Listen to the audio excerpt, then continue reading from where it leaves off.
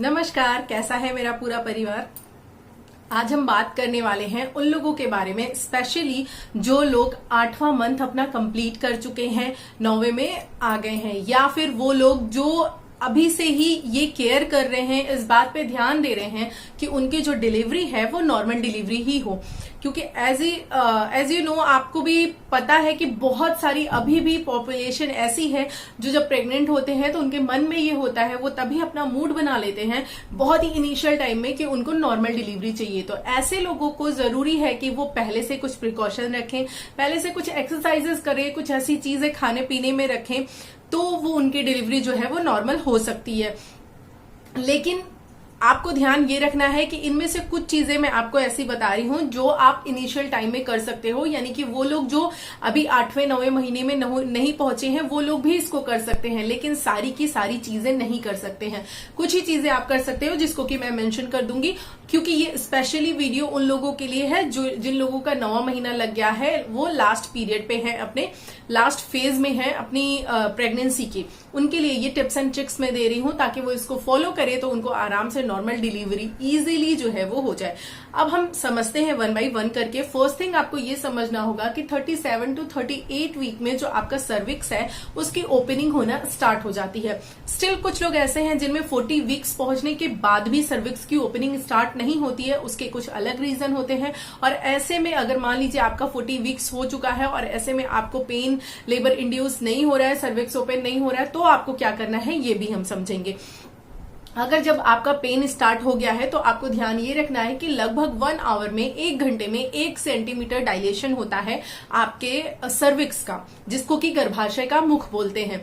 जब वो डायलेशन पूरा 10 सेंटीमीटर तक हो जाता है और वहां की जो मेम्ब्रेन है वो डॉक्टर्स जब पेन नहीं होता है तो उसको कई बार हटाते हैं राउंड राउंड करके, तो उससे क्या होता है, पेन इंड्यूस हो जाता है और 1 घंटे में 1 सेंटीमीटर होता है। टोटल 10 सेंटीमीटर अपने को चाहिए होता है नॉर्मल डिलीवरी के लिए, इससे कम में नहीं होता। मैं ऐसा क्यों बता रही हूँ, ऐसा मैं इसलिए बता रही हूँ क्योंकि बहुत सारे लोग ऐसे हैं जिनकी सर्विक्स की ओपनिंग स्टार्ट तो हो जाती है, स्टिल वो चलती भी है, लेकिन 5, 6, 4 सेंटीमीटर्स पे आके रुक जाती है। तो क्या ऐसे केस में पॉसिबल है नॉर्मल डिलीवरी? नहीं पॉसिबल है, क्योंकि एटलीस्ट सर्विक्स का मुंह उतना तो ओपन होना चाहिए जितने में बेबी का हेड, बेबी बाहर आ सके।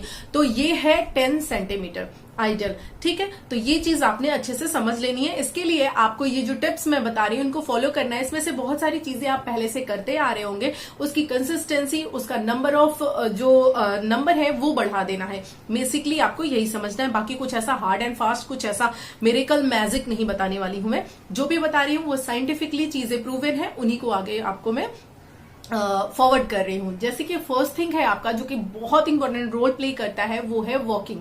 ये आपको लगेगा बहुत नॉर्मल सी चीज है, but it's not just normal thing, क्योंकि वॉकिंग जो है वो आपके इनिशियल टाइम में, यानी कि जब आप फर्स्ट, आपका 2nd, 3rd मंथ लगता है तब भी ये आपके लिए बहुत जरूरी है, और उससे भी ज्यादा जरूरी तब है जब आपको अपना पेन इंड्यूस कराना है या फिर आपका जो 9 मंथ लास्ट चल रहा है तब करना है। रीजन क्या है समझ लीजिए। रीजन यही है कि कई बार क्या होता है कि जो सर्विक्स ओपनिंग है वो अगर पूरी नहीं होती तो उसके पीछे रीजन क्या होता है, उसके पीछे रीजन होता है ये जो मसल्स हैं, जो कीगल मसल्स होती हैं, जिन्हें आप एक सिंपल समझ सकते हो कि आपके सर्विक्स के आसपास की जो वहां पे आपकी मसल होती है वो इतनी स्ट्रेंथ नहीं होती उनमें, इस वजह से ये डायलेशन नहीं होता और बहुत सारी प्रॉब्लम आती है। तो अगर आप वॉकिंग कर रहे हो, स्टार्टिंग से ही कर रहे हो, तो आपके लिए बहुत बेहतरीन चीज ये होगी कि आपकी जो मसल्स हैं वो उनमें स्ट्रेंथ होंगी, वो फ्लेक्सिबल होंगी, ताकि इजीली जो है सर्विक्स ओपनिंग हो जाए। तो अभी आपको क्या करना है, अभी आपको इसकी संख्या बढ़ा देनी है। मानती हूं इस समय आपका पेट थोड़ा भारी हो चुका है, आपकी कमर पे जोर पड़ रहा है, लेकिन आप अगर इसको एक बार में नहीं कर पा रही हैं तो स्लॉट्स में बांट लीजिए, लेकिन डेफिनेटली इसका जो संख्या, इसका जो नंबर है, इसका जो टाइमिंग है वो आपको बढ़ा देना है। जैसे आप आधे घंटे तक कर रही हैं तो इसको खींचकर आपको 1 घंटे तक ले जाना है, 1.25 घंटे तक ले जाना है, जितने में आप कंफर्टेबल हो। अपनी बॉडी को बहुत ज्यादा परेशान नहीं करना है, लेकिन हाँ आप रेस्ट लेकर, वेट करके, मॉर्निंग में, इवनिंग में मिला करके, आफ्टरनून ऐसे कर सकती हैं, लेकिन ये बहुत ज्यादा जरूरी है। स्टिल आपको ये चीज जब आपका लेबर स्टार्ट हो गया है तब भी करना है, क्योंकि अगर आप अपने लेबर टाइम में ये वॉकिंग करते हो उससे जो ये डायलेशन है वो फास्ट होता है, यानी कि सर्विक्स की ओपनिंग फास्ट होती है, एंड आप आपका जो, क्योंकि वहां पर जो है वॉकिंग करने से ब्लड सर्कुलेशन बहुत अच्छा मिलता है उन ऑर्गन्स को, तो जिसकी वजह से ये सारी चीजें इजीली हो पाती हैं और नॉर्मल डिलीवरी हो सकती है। फर्स्ट थिंग जो कि बहुत ज्यादा जरूरी थी, इसीलिए मैंने इस पे इतना ज्यादा स्ट्रेस दिया है। सेकेंड इंपॉर्टेंट चीज की बात करते हैं, जो कि है आपका सीधा खड़ा होना। आपको लगेगा ये क्या है, सीधा खड़ा होने का क्या रोल है? बहुत बड़ा रोल है, इसको समझिए, थोड़ा सा टाइम दीजिए, रुकिए वीडियो में, क्योंकि इस वीडियो में जो भी चीजें बता रही हूँ वो आपको लगेगा जरूर कि ये छोटी चीजें हैं, लेकिन अगर आपने उनको फॉलो कर लिया रिलीजियसली, बिल्कुल ध्यान से अच्छे से जैसे मैं बता रही हूँ, तो डेफिनेटली अगर कोई प्रॉब्लम नहीं हुई, जैसे कि बच्चे के नेक में कई कॉर्ड नहीं, कई बार 2-3 बार नहीं लगी है, या कोई ऐसी क्रिटिकल सिचुएशन नहीं है, तो डेफिनेटली आप नॉर्मल डिलीवरी कर पाओगे। तो इसके लिए जरूरी क्या है जो मैं बता रही हूँ, खड़े होने का क्या रोल है। देखिए, जब आप स्ट्रेट ना खड़े होने की बजाय जब हम खड़े होते हैं तो कई बार हम अपने एक लेग पे ज्यादा जोर देके खड़े हो जाते हैं, या दूसरे लेग पे ज्यादा जोर देके खड़े हो जाते हैं, यानी इधर को ऐसे हो करके, टेढ़े हो करके, या फिर कई बार क्या करते हैं हम किसी चीज का सहारा ले लेते हैं, या फिर मतलब कि बिल्कुल अगर पेन यहाँ पेन में हो रहा है तो बिल्कुल आगे की तरफ ऐसे होकर खड़े हो जाएंगे। तो ये सब हमको नहीं करना है। रीजन समझिए क्यों नहीं करना है। इसलिए नहीं करना है क्योंकि अभी जो है ये जो टाइम है 37 to 37 वीक्स का और आगे का टाइम, इसमें जो आपका बेबी है वो हेड डाउन है और नीचे बिल्कुल वो सर्विक्स के सेंटर में आ रहा है, यानी जहां पे सर्विक्स की ओपनिंग है बिल्कुल वहां पर वो आ रहा है। और ऐसे में अगर आप इस तरीके से खड़े होते हो तो बेबी बिल्कुल स्ट्रेट आने की बजाय वो थोड़ा सा इनसाइड अंदर की तरफ उसका ये जो हेड है वो हो जाता है, और जिसकी वजह से क्या होता है, नॉर्मल डिलीवरी में प्रॉब्लम होती है। देखिए, कई बार डॉक्टर्स बताते हैं कि बच्चे के हमको नेक का पोर्शन दिख रहा है, बच्चे का शोल्डर दिख रहा है, तो उसके पीछे रीजन क्या होता है, उसके पीछे यही रीजन होता है कि बेबी जो है उसका जो हेड है वो थोड़ा सा इनसाइड हो गया है। इसकी वजह से नॉर्मल डिलीवरी में प्रॉब्लम आती है, क्योंकि नॉर्मल डिलीवरी के लिए जरूरी है कि बेबी का जो हेड है वो सामने हो, या फिर अगर कई बार बच्चा अगर पैर से भी होता है तो काफी डिफिकल्ट होता है उसमें, लेकिन उसमें भी करवाई जाती है पूरी गाइडेंस में, तो उसके लिए भी जरूरी है। लेकिन शोल्डर से आपने नहीं सुना होगा कि कभी कभी किसी बच्चे की डिलीवरी हुई है, तो ये सब इसी रीजन की वजह से होता है। छोटी छोटी सी चीजें हैं लेकिन हमें इतना पता नहीं होती, या फिर पता होती है फिर हम ध्यान नहीं देते, तो इसकी वजह से ये प्रॉब्लम्स आ जाती हैं। तो इसीलिए आपको जब भी खड़े होना है, आपको स्ट्रेट खड़े होना है, आपको बहुत ज्यादा देर तक किसी चीज का सपोर्ट लेके या एक पैर पे खड़े नहीं होना है। ठीक है, ये चीज आपको ध्यान रखनी है।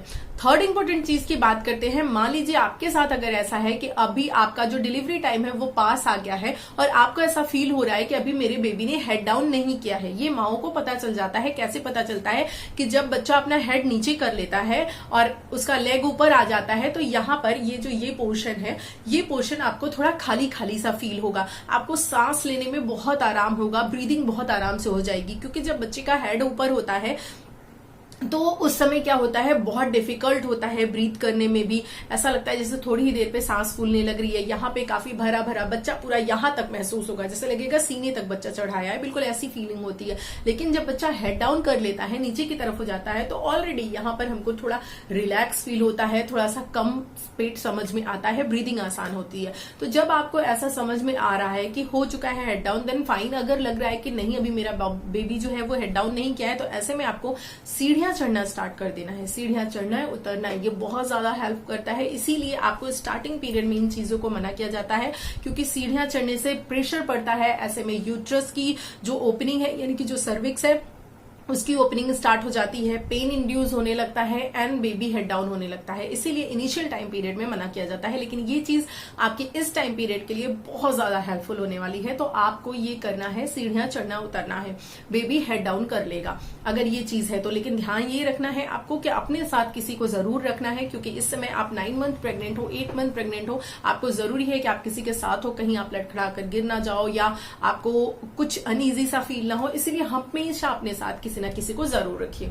तो ये थर्ड चीज थी जो कि बहुत ज्यादा जरूरी थी, आपको करना है। ये छोटी छोटी लेकिन बहुत इंपॉर्टेंट बातें हैं, करके देखिएगा। फोर्थ इंपॉर्टेंट चीज पे चलते हैं, जो कि है एक्सरसाइज। वैसे तो स्टार्टिंग से ही एक्सरसाइज हमें करनी होती है। हाँ, कुछ केसेस अलग होते हैं, जैसे कि मान लीजिए लो लाइन प्लेसेंटा है या फिर प्लेसेंटा प्रीविया का केस है, तो ऐसे में डॉक्टर एक्सरसाइज क्या, वो तो आपको बिल्कुल बेड रेस्ट पे बोल देते हैं और ये लॉजिकल है। आपको इस पे कोई आर्ग्यू नहीं करना। अगर आपको डॉक्टर ने बेड रेस्ट बोल दिया, आपको डेफिनेटली बेड रेस्ट लेना है। अगर आपको पता करना है कि क्यों लेना है, क्या इसके पीछे नुकसान है, क्या फायदा है, तो आप मेरा प्लेसेंटा प्रीविया का वीडियो देख सकते हैं। वहां पर आपको पूरी डिटेल पता चल जाएगी कि डॉक्टर बेड रेस्ट के लिए क्यों बोलते हैं। तो ये चीज आपको समझनी है। तो अगर आपको 9 मंथ हो चुका है, आप पहले से एक्सरसाइज कर रहे हो, देन बेटर है। अगर पहले से एक्सरसाइज नहीं कर रहे हो तो कोई भी नई एक्सरसाइज बिना आपको किसी डॉक्टर से पूछे और बहुत ही विगरसली बिल्कुल नहीं स्टार्ट करनी है। अगर आप स्टार्ट कर भी रहे हो 8वें महीने पे, 7वें महीने पे, तो बहुत धीरे धीरे 2-3 के साथ स्टार्ट करो। अगर आपको लग रहा है आप इजी हो, कंफर्टेबल हो, देन आप उसको धीरे धीरे बढ़ाओ। इसमें भी 2 एक्सरसाइज जो कि बहुत ज्यादा जरूरी है, जिसे आप पेल्विक एक्सरसाइज बोलते हो, उनमें 2 एक्सरसाइज बहुत ज्यादा जरूरी है। पहली तो है बटरफ्लाई, दूसरा है स्क्वाट। बटरफ्लाई क्यों जरूरी है? क्योंकि बटरफ्लाई से अगेन आपकी मसल्स स्ट्रांग होंगी, रिलैक्स होंगी, फ्लेक्सिबल होंगी, वहां पे ब्लड सर्कुलेशन बढ़ेगा, जिसकी वजह से सर्विक्स का जो डायलेशन है वो बहुत इजी हो जाएगा होना, पेन बहुत अच्छे से इंड्यूस होगा।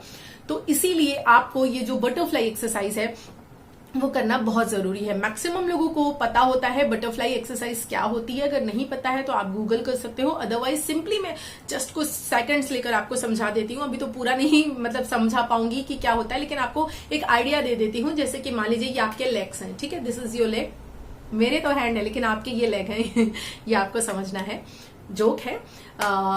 तो ये आपके लेग है। इन लेग्स को आपको क्या करना है, बिल्कुल ऐसे चिपका कर ले आना है अपने पेट के पास, लोअर पेट के पास, यानी कि आपको बिल्कुल चिपका लेना। आप ये समझ सकते हो कि आपके नियर टू वेजाना, यहाँ पर आपको अपने लेग्स को ले आना है और उसके बाद देन ये मूवमेंट करने हैं अपने लेग्स के, ठीक है।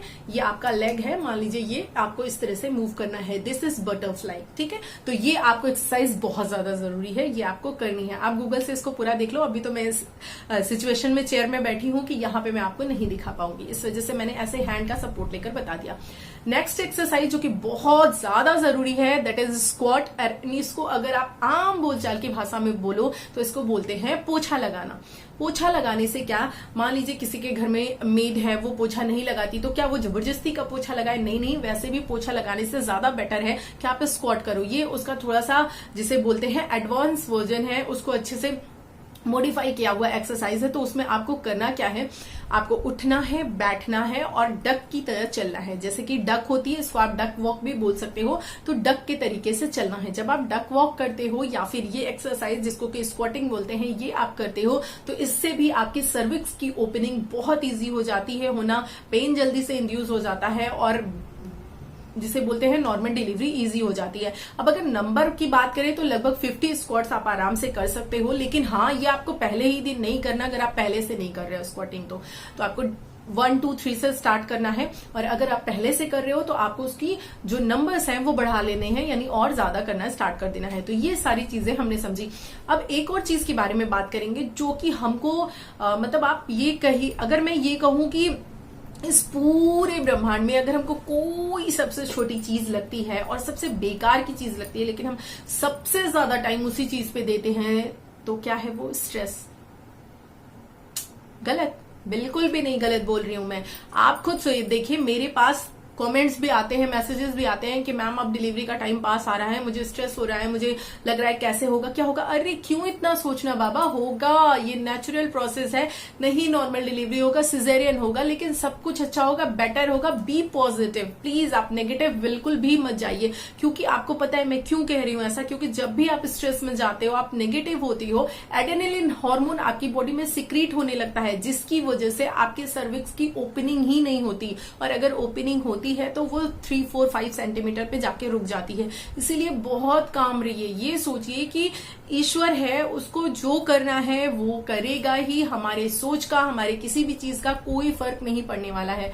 बस आपको उस मूवमेंट के बारे में सोचना है, हमेशा इमेजिन करते रहना है कि जब आपका बेबी आपके हाथ में होगा, जब आपकी डॉक्टर, जब आपकी गायनी आपके बेबी को लेकर आएगी और बोलेगी कि ये लीजिए आपका बेबी, बेबी बॉय हुआ है या बेबी गर्ल हुई है, सोचिए वो कितना मिरेकल मूवमेंट होगा, कितना स्पेशल फील होता है, आंखों में आंसू आ जाता है, मतलब ऐसा ये मूवमेंट होता है, खुशी के आंसू। तो उन मूवमेंट्स के बारे में सोचिए, अपना कोई फेवरेट सॉन्ग लगाकर सुनिए। जब भी आपके दिमाग में ये खुरापेट आना स्टार्ट हो कि यार कैसे होगा, क्या होगा, अपने दिमाग को बोलिए जस्ट फुल स्टॉप, जो होना होगा होगा, तो मुझे परेशान मत करो। और आप तुरंत लग जाइए अपनी किसी पॉजिटिव चीज के बारे में सोचने में, अपने बेबी के बारे में कुछ इमेजिन करना स्टार्ट कर दीजिए।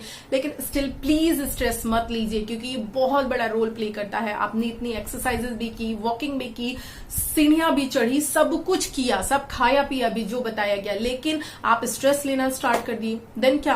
देन फिर आपका सब कुछ करा धरा बेकार, क्योंकि वो हार्मोन सीक्रेट होने लगेगा एड्रेनालिन, जिसकी वजह से ठीक से सर्विस ओपनिंग नहीं होगी एंड नॉर्मल डिलीवरी नहीं होगी। तो प्लीज ये सब छोड़ना आप स्टार्ट कीजिए। अगर आपको देखना है कुछ पीसफुल चाहिए, आप कोई चैंटिंग कर सकते हैं, ओम नमः शिवाय बोल सकते हैं, या जो भी आप चाहे कुछ चैंट कर सकते हैं, कुछ मेडिटेशन करते हैं। बच्चों की छोटी छोटी सी लोरियां आती हैं, बहुत प्यारी प्यारी सी, उन लोरियों को सुनिए, आपका बेबी भी सुनेगा और बाहर आने के बाद वो उन लोरियों से कनेक्ट करेगा। ये मेरा पर्सनल एक्सपीरियंस है और मेरी बेटी अभी भी उन लोरियों को सुनती है और उसको सुनकर सोती है, जो कि मैंने उसको सुनाया था। उसके अलावा अगर कोई मैं लोरी कोई सॉन्ग लगा देती है तो वो उसको हटवा देती है, बोलती नहीं वही वाला सुनना है। तो इस तरीके से कनेक्ट कीजिए, बच्चे से बातें कीजिए, लेकिन स्टिल आपको स्ट्रेस नहीं लेना है। There is a very big big no, इसके लिए बहुत बड़ा नो है प्लीज। और इसके लिए आप ये सोचो कि कोई मैं मोटिवेशनल वीडियो देख लूं, सासू माँ आके बता दे, माँ बता दे, या मेरा हस्बैंड बैठ के मुझे दिन भर ऐसे पुचकारे प्यार करे तो मेरा स्ट्रेस चला जाएगा। थोड़ी देर के लिए जाएगा, स्टिल जैसे ही वो लोग हटेंगे आपसे दूर, आप मेरे वीडियोस देखना, किसी के वीडियोस देखना, मोटिवेशनल वीडियो देखना बंद करोगे, देन अगेन फिर वो चीज आपके माइंड में फ्लरिश होने लगेगी। इसके लिए जरूरी है कि आप उसके लिए प्रयास करो। आपको जो भी अच्छा लगता है, जो भी करना, पेंटिंग करना, घूमना, गॉसिपिंग करना, व्हाटएवर यू वांट वो करो, लेकिन स्ट्रेस से दूर रहो। स्टिल इसके बारे में बिल्कुल भी मत सोचो कि मेरी कैसी डिलीवरी होगी। ये सोचो मेरी डिलीवरी जैसी भी हो, मेरा बेबी हेल्दी रहे, मैं हेल्दी रहूं, बस। आई होप मेरा ये लेक्चर आपको समझ में आया होगा।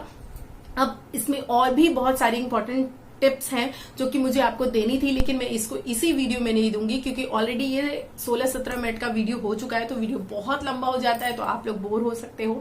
इसीलिए ये पार्ट 1 मैं बना रही हूँ, delivery, normal delivery special part 1। Then इसके बाद में आपको पार्ट 2 बताऊंगी, जिसमें कि मैं आपको कुछ खाने पीने की चीजें बताऊंगी कि क्या आप स्पेशली खा पी सकते हो, ले सकते हो, जिसकी वजह से आपकी नॉर्मल डिलीवरी आराम से हो जाए, सर्विक्स का मुंह खुल जाए, पेन नहीं हो रहा है लास्ट टाइम में तो पेन इंड्यूस हो जाए। इसके लिए आपको पार्ट 2 देखना बहुत जरूरी है। अगर आपने नहीं देखा तो आप बस यही समझ लो कि आपकी सर्विक्स की ओपनिंग 4-5 सेंटीमीटर हुई, उसके बाद रुक गई। ऐसा मतलब ऐसा होगा नहीं, मैं ये नहीं कह रही कि ऐसा हो, इसका मतलब मैं आपको एग्जांपल दे रही हूँ कि समझ लीजिए आपने आधी चीज की, आधी नहीं, तो आधी आपको और करनी है, क्योंकि ये तो जो पार्ट था ये आपके एक्सरसाइज और आपके मेंटल लेवल से रिलेटेड चीजें थी जो मैंने आपको बताई। अभी मैं आपको नेक्स्ट वीडियो में फिजिकल चीजें बताऊंगी कि फिजिकली आपको क्या करना है और वो फिजिकली आपकी बॉडी को कैसे इफेक्ट करेगा। अगेन मुझे आप सभी लोग मैसेज जरूर करके बताइएगा जब आप लोगों की गुड न्यूज होगी, बेबी बॉय हुआ, गर्ल हुआ, नॉर्मल डिलीवरी हुई, कैसी हुई, मेरे साथ शेयर कीजिएगा, मुझे बहुत ही अच्छा लगेगा। और हाँ, प्लीज स्ट्रेस लेना माय डियर बिल्कुल बंद करिए, जो भी होगा बहुत अच्छा होगा। मिलती हूँ अगले वीडियो में, आप सभी लोगों की जिसे बोलते हैं गुड न्यूज का वेट करते हुए आप लोगों को कॉन्ग्रेचुलेट करना चाहती हूँ। मैं भी बस इसी का इंतजार कर रही हूँ, क्योंकि बहुत सारे लोग, आप लोग लास्ट फेज में चल रहे हो, 3rd ट्राइमेस्टर में चल रहे हो, कुछ 2nd ट्राइमेस्टर में, तो मैं भी स्टिल वेट कर रही हूँ छोटे छोटे क्यूट क्यूट से बेबीज को की पिक देखने के लिए, क्योंकि आप लोग मेरे साथ शेयर करोगे मुझे पता है।